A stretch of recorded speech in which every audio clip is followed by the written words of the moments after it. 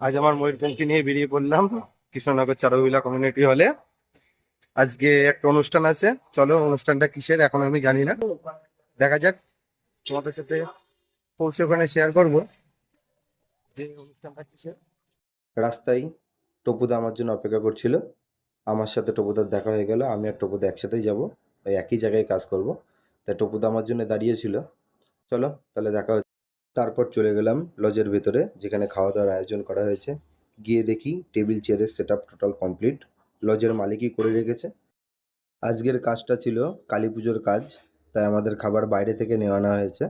খাবার একে একে সব নামিয়ে রাখলাম, ভেতরে ঢুকিয়ে দিলাম স্টোর ঘরে।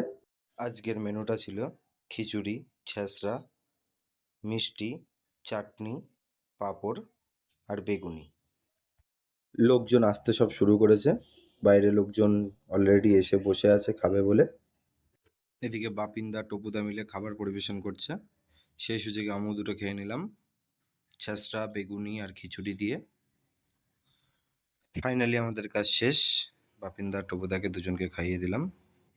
এই ভিডিওটা এখানেই শেষ করছি। যদি ভিডিওটা ভালো লেগে থাকে তবে সাবস্ক্রাইব এবং ফলো করে আমাদের পাশে থাকবেন।